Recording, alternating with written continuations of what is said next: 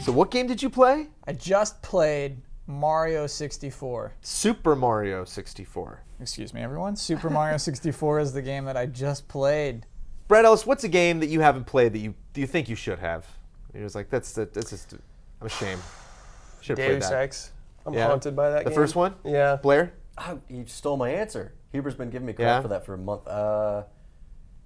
Final Fantasy, actually. Any Final Fantasy. Any Final Fantasy I have not game. played one to completion, and that's one of those things. Yeah, mine's Mass Effect. There's no damn good reason at all why I never played Mass Effect. It just happens. All of us have these holes. These holes just. But you especially, man. I mean, you know, you talk about you seem to just love platformers. You talk about Nintendo all the time. Mm-hmm. You know, it's like there you were the whole time, like never missing a Pokemon game. You just like absorbing all of that goodness. Yeah. You completely missed out on arguably one of the greatest platformers that's ever been made. Yeah, well, I don't feel completely missed out. When you go to a friend's house and you watch your friend play through Mario 64, you get some of it. You get that. Your friend never. That's like Your friend never gave you the controller after he died or anything? No. Yeah, you had bad friends. Yeah, absolutely. Watch him play through like every Zelda. You just stare at the controller, just like. And you know what That's else? what it's like. He would like come over to my house and play my games for me, like Sky Odyssey. I watched him beat my game for me. That sucked. You were a Yeah, we pushover. never- Yeah. We haven't So- covered something, Kyle. I think we need to get into this guy. We've discovered why You're not gonna name drop him? You're just So like, this was so fun. His name was Brad. That's right. It's probably why I'm so mean to Brad. Just some transference there. It's so fun just to have Mario 64 for yourself. I'm playing this at my pace. I'm exploring these worlds at my whim. And it's just great. It's great to be in there and have that be yours, certainly. Important question. Just get this out of the way. What controller are you using to play Mario 64? I'm using both the gamepad to play off TV and then the Pro. Okay, when you're on the TV, naturally. Okay. Yeah. All right. Both are great. what do you think? I love it. I love this game. A lot of people like this game. I freaking love this game. It's a really good game. We ranked it the best Mario game. The best Mario game was that we ranked at Mario 64. I believe it beat 3. Yeah. Which is like, that's a, are there any others? I mean, you could bring up the original, and it's like the whole Super nostalgia Mario game, but World. it's just like, 3's better than 1, Super Mario without a World. doubt. Come on, man. Super Mario World can eat it. This Super game Mario's so good. So World's like pretty good. I think 3 The still beats cake. World. Come on, man. it's very hard to separate this game from thinking, whoa, this is a trailblazer. Think of all the things it did, from like what it does still. And the things that it does still are still not frequent. And it's still astounding for some of these reasons. Just the way you have an environment, you're dropped in. Mario like looks around, and then you look around, and you can look around. And even in like Galaxy games, there are multiple stars per world, but a lot of those stars are just like, go here and then like clean up on the space station. Here's a mop, go clean up, and it's like this weird dumb little side like mini game. Like here, it's just you can go and do all these things. All these things exist within this world. The levels are worlds. It blows my mind that I can play games that are made today that look better than Mario 64, and I have no idea what I'm supposed to do. Like, it really takes a while to like get accustomed to like how I can tell what items I can interact with, or how I can tell like where I'm supposed to go. And I know some games are great, especially a lot of like independent games. Like, that's the point. You're supposed to like not know. There's not a map in Bloodborne for a reason. But like, there's just something about the thing that blows my mind. It's not just like that there's so few polygons made to produce that game, and it still looks gorgeous. That like the animation and just how they totally got like how the 64 looked, and the fact that it controls really well. But the fact that you just get where you want to go. Like you can just see something in the environment and be like, oh, I want to go up there and find that thing, and then you find it and then you're done. Like, it's just such a simple demonstration of like how to make a, even parts of Banjo-Kazooie, you're like, what? I got to pick up something, and where am I? Or is it just you just get it? And like the way the subtle titles like suggest kind of like they want to tease you in the right direction. Yeah. Yeah, the fact that I can't think of any other game in the history of video games that just totally knocked out of the park something that everyone was terrible at the time, that nobody knew. Like, that's what we're waiting for emotion. We were waiting for the Mario 64 of 3D, just like, oh man, they just did it. Yeah. Like Led Zeppelin, it's like they just do that. It's like everybody just copy that for 40 years. Wait, what did Led Zeppelin do that's like... As far as like actual like not like happy-go-lucky Beatles stuff, and not like crazy like beer smashing like over your head Rolling Stone stuff, but really just like hardcore legitimate like heavy metal, it's just like that's a whole different discussion. But like, getting weird. I'm gonna say Mario did more for video games than Led Zeppelin did for music.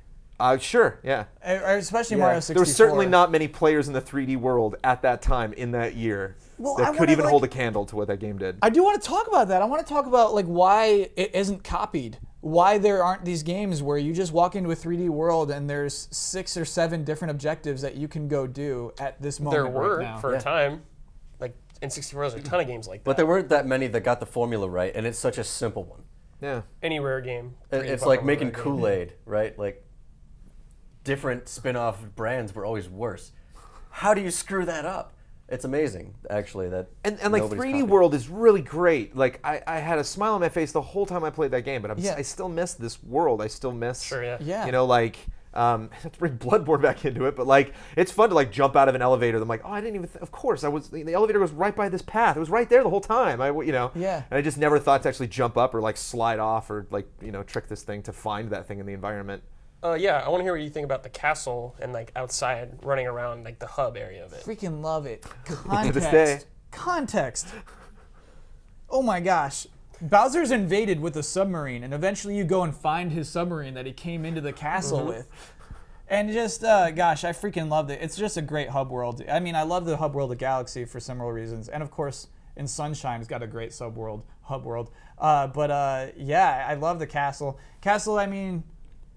Little secrets too in that castle, which are really like you're rewarded for exploring in that, which is awesome. The game is Great level exploring. design. You can't play this game if you don't want to explore.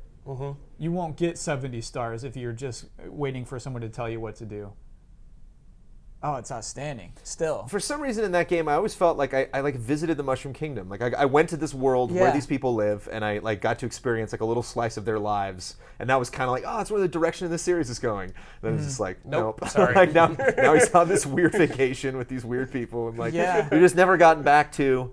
I always thought like that first Mario game on every console would be this kind of like reinvention of that initial concept of just like you just go to the Mushroom Kingdom, there's the castle. We have new gen, it's like in HD now, and like the best I can get in a castle is like a Mario Kart course where it's like, oh, there it goes, that was cool. Like, that's it. Like we can't like to this day we haven't gone back, and you have big stained glass windows you can see through and smash. And like, a really interesting point that I never thought of before, because most of the staple games leading up through the Super Nintendo had spin-off games that used the same type of gameplay. You got Yoshi's Island and Super Mario World 2, and like when they adapted it to mobile and stuff like that. But you have the Lost Levels for 1. You have all sorts of different little experiments, especially in 2.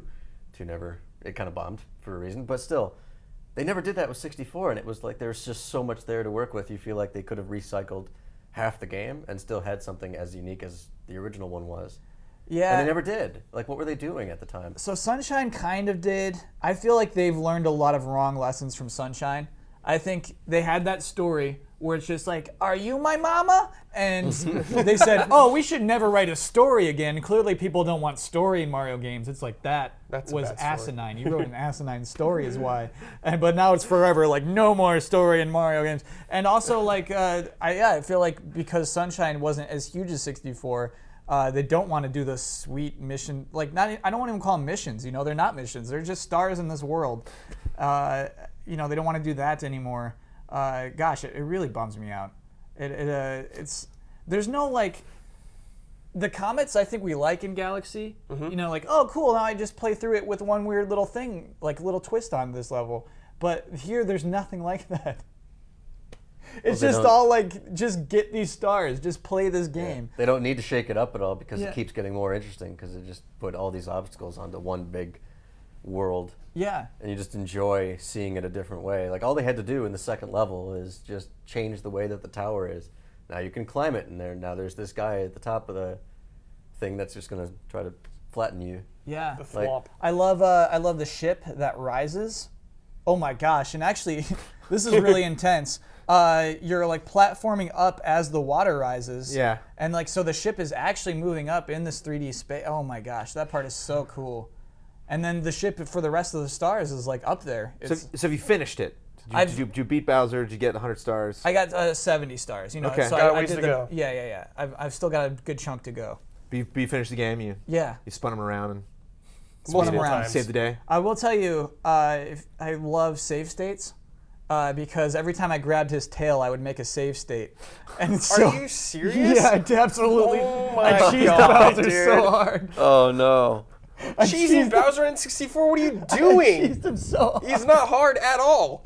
Yeah, he is. Brad, I bet if we sat you down and told he you to isn't. like get a 3 out of 3, like you couldn't. He's Like, not. I don't- but you don't know need to why? get 3 out of 3. No. Yeah, You yeah, know that's why what he's not difficult to us is because we had to master that with the N64 controller. Right. We spent hours at least, if not days, weeks, You're blah, just blah, blah, being a playing that weirdo game. and playing it like a speedrun or something where you can't miss. But he has to because he's not 12 like we were, and he doesn't have that game play it for 2 years straight. I understand. I'm not saying that it's acceptable, but I understand. Another really funny thing about Mario is that if you just tap back, he won't just immediately face you.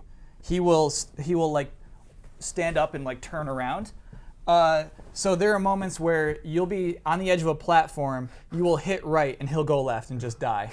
And you just got to get used to that. You got to get used to Mario being like that, and maybe like a little more gentle. But yeah, there's some funny. I mean, the camera does totally chunk it at moments. Just get stuck in the worst spots. Do you love the context of the guy holding the camera out and following you the entire game? I don't even need that. That's honestly too much context. Too much? Whoa! The thought that like that is really funny. They have a 3D game. And they're like, how do we explain that the camera is following them? It can't just be a camera following you. Not the Mario universe. So let's have a Lakitu with a camera who's your buddy for some Yeah, this reason. poor character. They never really explored that, you know? And then we're just like watching the footage that Lakitu puts up on the internet or something. I don't know. He's got his own Weren't they YouTube channel. They were Yeah. in Sunshine too, weren't they?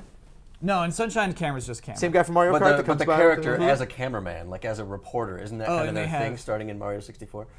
Oh, maybe. I feel like they made it. We might have to check the comments after this. a little reference. So after to this it. video is recorded and put up on GameTrailers.com, will you be playing Super Mario 64 again? Yeah, what's nice is from now on, it's not to save the princess. It's just to get the other stars. You know what I mean? I don't have to worry about that anxiety of like getting this. This is Mario's hobby instead of like his, like life emergency. You know? Yeah. No, he's well, just having fun. The stars power the castle. Like he's still doing good. There's just no rush anymore. Right. He's got to get those stars back. He's in star retirement. There's some tough levels. Once you get to the top of that castle, there's some hard levels where I would like walk in and die and say, you know what, I'm coming back later. It's like, okay. TikTok clock is like, okay, I'll come back later. Don't worry about it. So most of us were okay with it being #1 on the Mario list. You seem Was upset. I here for that? I You don't seem remember upset, that. Brad. You may have been pre-Brad. Thank I would have not goodness. been upset. I would have been upset with that. It is I would the have best. fought. I would have fought. I love Mario 3. Mario 3 is my favorite, but Super Mario 64 is the best Mario game. Well, thank you for playing it, Kyle.